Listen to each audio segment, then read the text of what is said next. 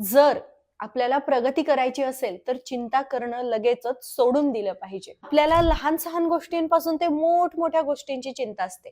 कोणाच्या तरी तब्येतीची, स्वतःच्या तब्येतीची किंवा आपण काहीतरी करत बसलोय, आपण एक खूप महत्त्वाचं काम करतोय आणि घरामध्ये जर आपला नवरा आला, मुलं आली किंवा सासू-सासरे आले, तर पटकन आपण आपल्या हातातलं काम सोडून त्यांना काय हवंय याच्या मागे लागायला लागतो. त्यांच्या भोवती आपण पिंगा घालायला लागतो. मी असं म्हणत नाहीये घरात येणाऱ्या लोकांना आपण पाणी दिलं पाहिजे, जेवण दिलं पाहिजे. पण समोरची व्यक्ती म्हणू देत ना, मागू देत ना. मग आपण पुढे जाऊन त्याच्यावरती ॲक्शन घेऊयात. बऱ्याचदा काय होतं समोरच्या व्यक्तीला कशाचीच गरज नसते आणि उगाचच आपण त्याच्या मागे-मागे करतो ना, मग त्याची चिड होते आणि मग त्याची चिड आपल्यावरती झाली, की आपल्याला असं वाटतं, "अरे, मी यांच्यासाठी इतका विचार करतीये आणि हे असं कसं माझ्याशी वागू शकतात?" जे झालेलंच नाहीये त्याची बऱ्याचदा आपण चिंता करतो.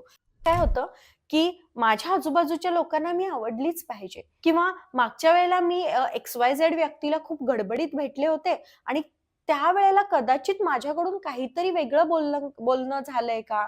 किंवा मी पुरेसा वेळ देऊ शकले नाही का त्यांना? म्हणून त्यांना राग आला असेल का? म्हणून ते माझ्यावर नाराज असतील का? प्रत्येकच वेळेला आपल्यालाच जे हवंय त्या पद्धतीने आपण विचार करतो आणि हा विचार करणं थोडंसं आपण थांबवलं पाहिजे. त्याशिवाय आपली प्रगती होणारच नाहीये. आपण एकाच ठिकाणी अडकून पडणार आहोत. ही चिंता आपल्याला पुढे जाऊच देणार नाही. माझ्या आजूबाजूच्या लोकांना, माझ्या घरातल्या सर्व मंडळींना मी आवडलीच पाहिजे. हा अट्टहास का? जग खूप मोठं आहे. एखाद्या व्यक्तीला आपण आवडू आणि एखाद्या व्यक्तीला आपण अजिबात आवडणार नाही. हे आपण स्वीकारलं पाहिजे.